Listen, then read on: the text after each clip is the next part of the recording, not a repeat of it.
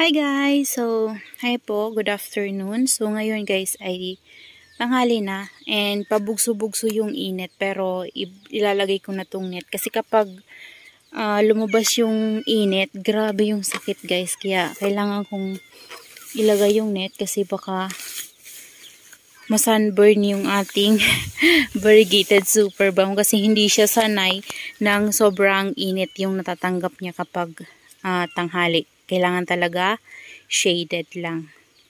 Ayan guys. So, ganito lang yung ginagawa ko everyday para hindi sila ma-sunburn. Kasi iba na talaga guys yung init ngayon. Pero guys, yung mga natin, mga succulents natin na nandito, nainitan po talaga sila ng full sun. Ayan. So, yan guys yung net natin, no. Ayan, ginaganyan ko lang yan. Tapos, nasi-shade na sila dyan. So, pasok tayo guys sa loob kasi meron akong i-repot doon na succulents. Yan, si Fat Beauty. Kailangan ko siyang i-repot. So, let's go. Ayan guys, oh. Biglang sumikat yung init. Napakasakit. Grabe. So, ayan guys. Nandito na tayo. And, tingnan nyo guys yung ating mga pechay, oh. Malalaki na sila. Alaga ako sa dilig, pero siksikan, kaya medyo maliliit yung iba. Pero okay lang guys, at least, diba? Meron tayong ma-harvest soon. Kasi kapag sa labas yan guys, wala akong ma-harvest dyan dahil uubusin lang yan ng manok. Ayan, kukut-kutin yan ng manok. So, walang matitira dyan. Ayan, so magre-repot tayo ngayon ng ating, Fat Beauty. Ayan guys, yung ating ibang mga succulents dito. Nag-aayos ako dito guys, nagre-rearrange ako. So, soon ipapakita ko na lang sa inyo. Bago tayo guys mag-repot, ipopollinate ko muna itong ating Astrophytum. Ayan, no? Dalawa sila na namumulaklak. So, kahapon, bumuka na to. So, ngayon, pangalawang open na nila. So, kailangan ko silang ipollinate para magkaroon tayo ng seeds.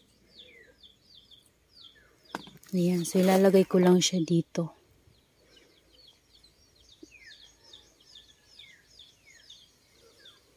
Ayan, so ganyan lang naman guys yung ginagawa ko. Kinukuha ko yung mga yellow sa top. Tapos ilalagay ko yun sa, dun sa kabila. Para magkaroon tayo ng seeds. Kunti lang yung nakuha ko. Ayan, so try lang. Ganyan lang naman lagi guys yung ginagawa ko. Kasi minsan talaga, nagkakaroon siya ng buto, pero nalalanta. So, ibig sabihin, hindi nagtutuloy yung sa kanya guys, pag pollinate natin. Ayan. And yung pala guys, yung galing guys searching yan, ayan na siya. Meron na siyang flower buds. Kasi ito din, meron na siya. Ayan, so mamumulaklak yan soon. So, yan guys. Meron na tayo dyang mga dyan, napabunga na ulit. Ayan, ito. Tapos yun. Yan, mga napabunga na natin yan. And ito guys, ito tuwang-tuwa ako kasi palagi ko talaga siyang dinidilig. And nakita ko, bigla siyang bumutsyog. So, kaya pala flat siya kasi kulang siya sa dilig. Ayan, palagi ko kasi yan guys naniniglect. Itong mga ito dito. Bihira ko silang madiligan, kaya nagaano sila guys, nag-UUP. So yun pala, kulang lang yan guys sa dilig. Ayan, so mag-repot na tayo guys. So ayan guys yung ating Fat Beauty. So nawawala yung ibang ko sa kanya guys, leaf propagation, kasi natumba to kahapon. Ayan kunti na lang yung natira. Marami to natumba to. Inis na inis ako kahapon habang nagre-rearrange ako. Natumba siya. Kaya kailangan ko siyang i-repot ngayon. Ito kasi guys, na siya, bumigay na. Bulok na siya. Kaya kailangan na talaga siyang i-repot. Dahil sa kanya, muntik na talaga tong tumaob kahapon. Buti na lang hindi yung dahon nito, hindi nagkalagas-lagas. Yan, ito pag hawak ko kasi guys, biglang bumigay yung niya. Kaya naman, kailangan ko siyang i-repot. So, dito na lang guys, use natin na pot ko siya i-repot. Lalagyan ko lang ng fresh na Lysol sa ilalim para pang filler. Yan. Tapos, kukunin ko to siya ng buo. Ayan. Meron tayo itong soil mix na use. So, ito yung mga soil mix natin dati na nilagyan ko lang ng fresh na Rizal. So, dahil nagre-repat tayo palagi, meron tayong mga gamit na Rizal na inaano na lang guys, recycle. Ayan o. Ayan o, ang haba ng roots niya. Ayan, so, ganyan na lang yung gagawin ko. Ang dungis niya nga guys, so, kasi, na ano talaga to kahapon, nalaglag. Buti na lang ay hindi siya na sabog-sabog. Ayan. So, gagamitin ko guys, ito ng ating recycle na soil mix or potting mix para panglagay sa kanya. Kasi basa tong soil niya dati eh. Diniligan ko kasi to last day. Tapos, biglang malalaglag naman siya kaya na ganyan. So, kailangan natin palitan ng soil mix. And kailangan na rin para maripat na natin siya. Papalitan natin ng soil para mas tumaba pa siya. Ayan.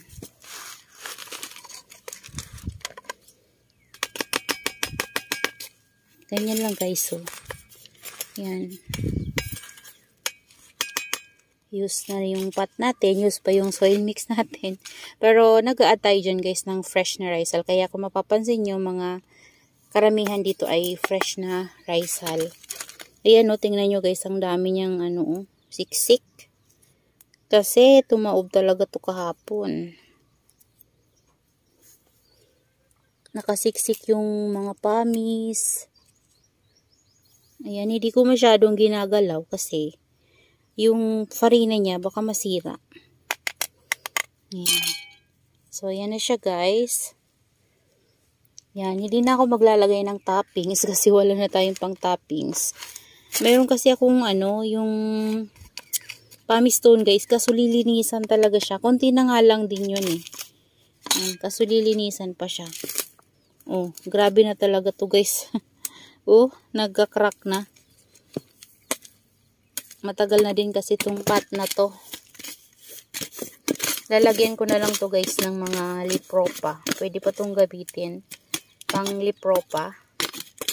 Papatubuan lang natin ng mga leaves. Ayan. So, yan na yung ating Hot Beauty or Blue Opalina. So, ayan guys, nabili ko to kay Ma'am Jen before. Tapos, ang nangyari sa kanya ay tumangkad siya ng tumangkad.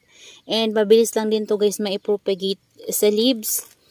Yan, so kung mapapansin nyo, nandito yung ating mga leaf propagation. Dito yung ating mga leaf propagation guys. Kaso lang, siya, dehydrated kasi di ko alam kung bakit tinidilig ko naman lagi ito.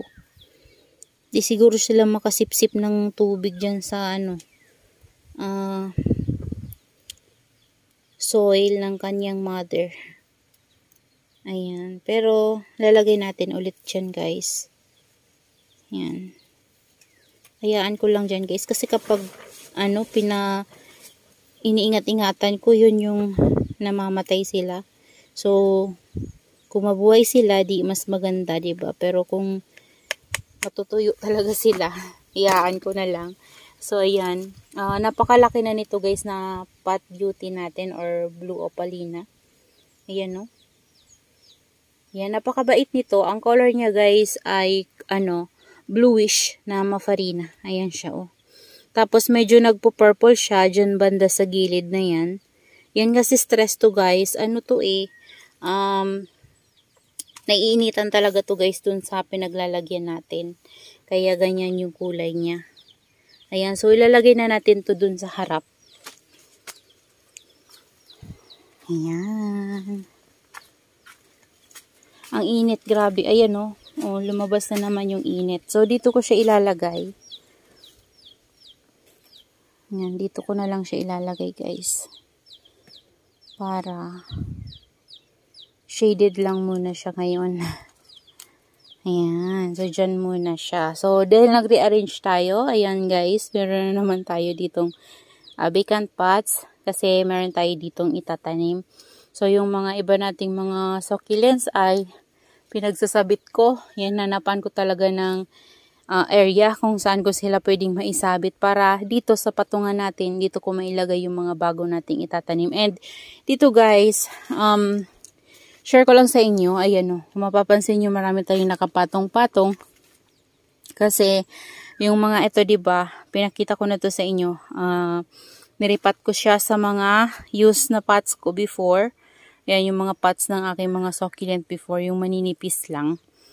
Ayan sila guys. Tapos, ito, wala akong mapaglagyan. Kaya pinatong ko lang siya dyan.